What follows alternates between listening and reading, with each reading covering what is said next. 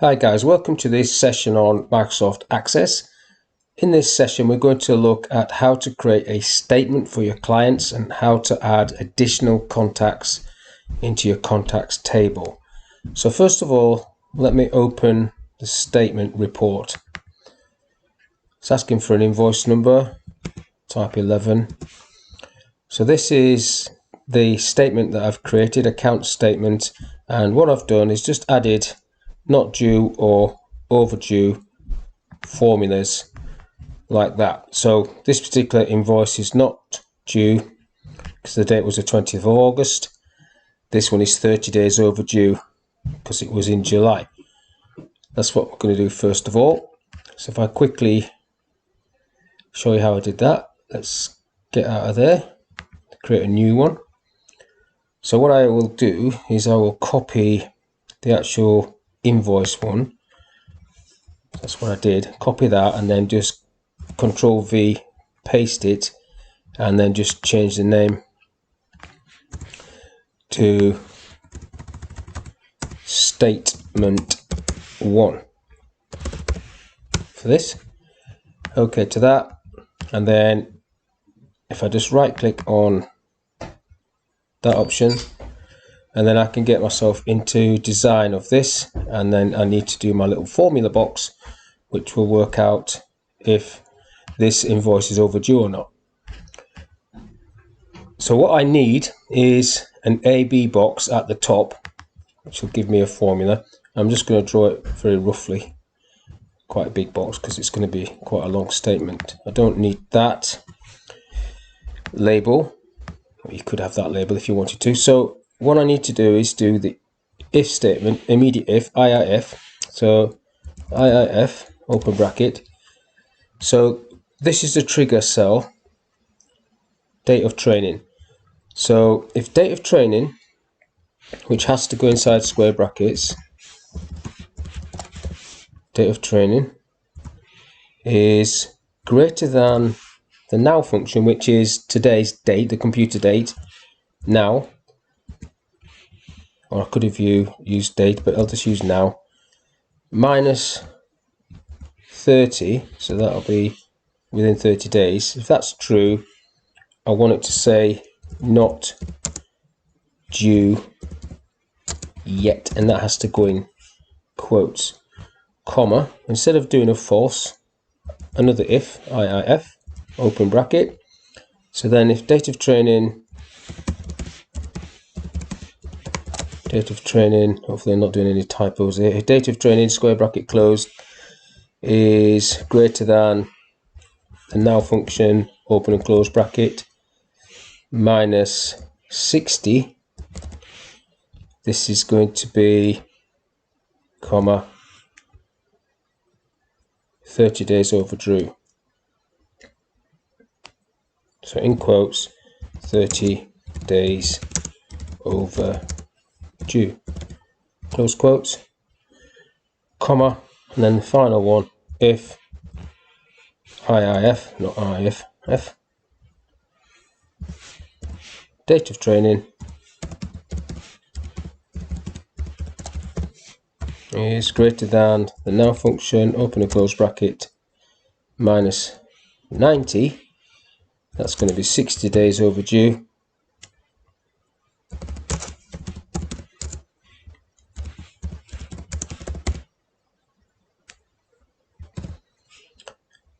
like so, comma, and now I am going to do the false. So if all that's not true, it must be over 90 days due.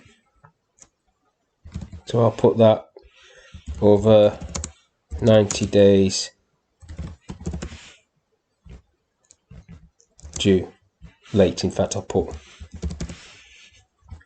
Now then I have to close the if brackets, so I've got 1, 2, 3 ifs, and then hopefully I've not done a typo, didn't get an error message. Click view, type in an invoice number 11, not yet due, 60 days overdue. So is that about right? I think so, because that's the 1st of September today. 1st of September to tomorrow, so that is right. That's right, yeah. So I'm going to go and change that to the 1st of August, see what happens. Let's just close this down. Just need to check these work. Yes, I do want to save that. So if I go back to my bookings form and let's change this to August, 1st of August. So that is that going to be overdue? Let's have a quick look back to my report. Statement 1,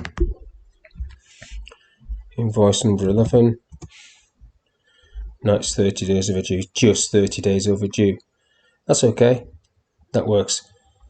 So now what you need to do is just tidy this up a little bit. If I go back into there and go back into design, I can make this box a lot smaller now the formula works.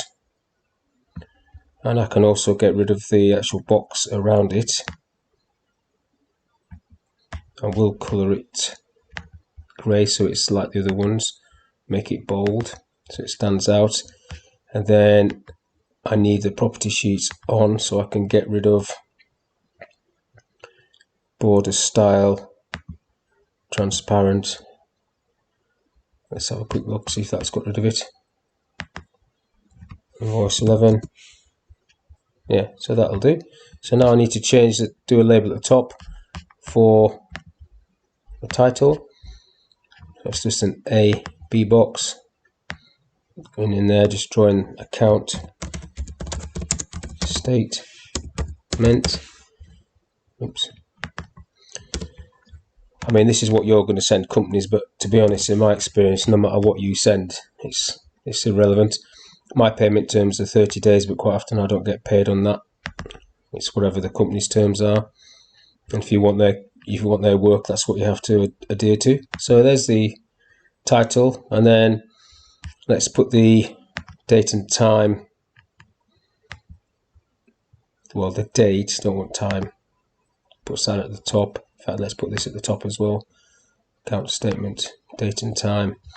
Now I've probably gone on to a second page there, so let's have a quick look. Looks okay. Date and time 30th, yeah. But if I go into print preview, that'll tell me. Yeah, I knew that'd be the case. So let's have a look at what's gone over. The top box has gone over there, and this box, so just need to go into design again and quickly fix that. Just get rid of this. Just bring this right in, right to the edge of that. Let's have a quick look. Print preview. Invoice 11. That's it. It's all on one page. Second page. There's no second page. Okay, it's dropping down. Second page. Let's get rid of some spaces here. If I go into design, scroll down a little bit. You won't always achieve everything on one page, but if I just move that up a little bit, see if that makes a difference. Invoice 1. Yeah, still got my second page. Okay, I'm not going to worry too much about that, but you need to get rid of some of this space maybe if that is an issue for you. So that's how you can create a statement. Obviously the if statement is up to you how you put that and what your terms are. Mine says 30 days, so that's why I've used 30 days. And then for each invoice number, which you've already got, you've already created the account statement. If you did the previous session with me, you've now got a statement that you can send them on a 30-day period if you want. Now let's close that one down. Now the other thing I want to do in this, yes I do want to save that, in this session is to create a alternative contact form. So in the form customers, at the minute there's just a list of customers. It's got the customer as a company and there's no contact information other than the email there. But what I want to do is, quite often you have more than one contact in a company and I want a sub table there. So what I've done is I've created a sub form there, which you can see, but it's not actually on there at the minute. It's on this one. So now you've got a contact list. If I go forward through the records, you can see that there's different contact information. It's a separate table, and this company's got 2 contacts. It's an info email, but there's the contact details for the person that you may be talking to. So that's what this is all about. So to do this, all I've done is, if I just close this down for a second, I'll use this table to do it on. Close that. What I did was I copied the customer table and pasted it, and then I called it the alternate. So get rid of that. TBL alt customers one I'll put on it. So I've got that, and then there she blows into design on that one, and then I just got rid of this. I don't want all this. Well, I do want the email actually, so I'll just delete those. Yeah. Okay. Website, I don't want that because I would have already got that. Now this all depends. If your table needs to have different sites, that's a different issue altogether. So sometimes you've got different contacts within the same company, and sometimes you've got different sites within the same company around the different regions. In that case, you probably would need all that details, or you could do both. And now for this example, I'm just assuming it's just different contacts. So I want contact name,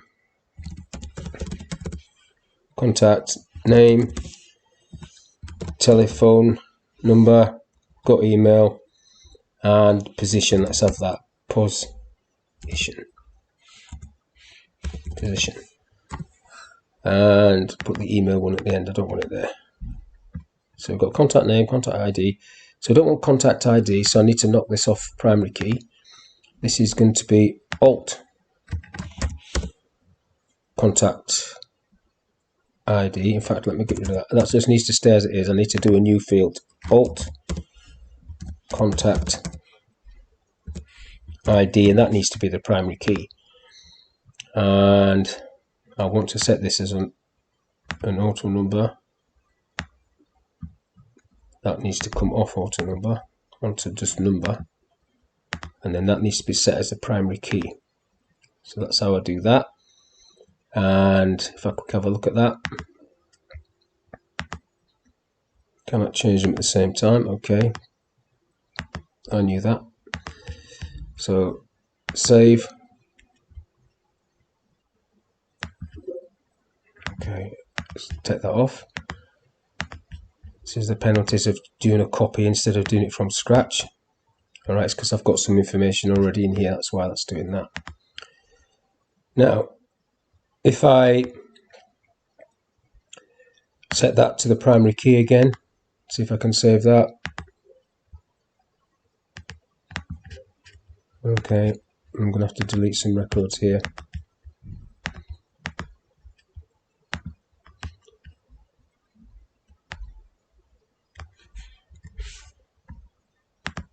Yeah, let's get rid of those. It's only test data, doesn't matter.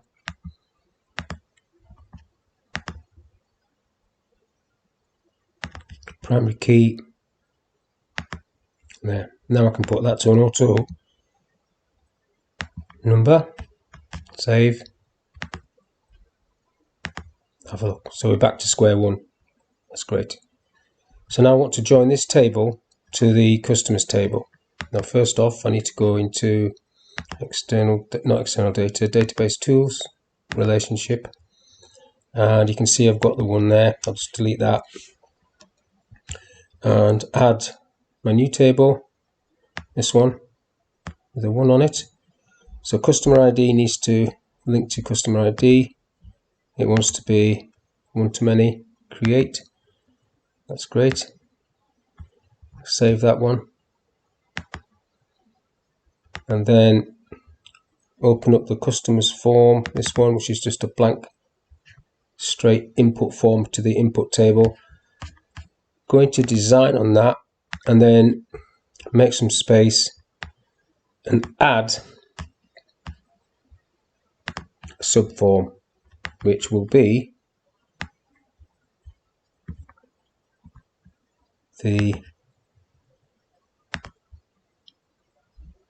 this one, the table alt customers with a 1 at the end. Do I need all the fields? I don't need the ID field, so I'll just take that across and then bring that one back off. And then next, it should pick up the links. customer ID. Can't see that, but it says it here. Next. Don't really need a title, but let's just get rid of that and then finish. Okay, I have to have a title. Get rid of it in a minute. Don't need the letter T as a title. We need to position this where we want it to be. Probably needs to be a bit longer, and then we can go and have a look. And then we've got our details there where we can now add different people's. Don't really need that field showing, so I'm just going to delete that off. So for example, it's easy. Contact name is Steve Saxton. Telephone number 0191 blah blah blah blah blah, whatever. Position owner. Email steve at itseasy.co.uk, say. Oops. .co.uk, and then John Brown. He can be an alternate contact, same phone number. He can be a trainer, and this is how you would do this. And then he would be John at itseasy.co.uk. Then the next person, next company, you would then fill in the same information for AMAC.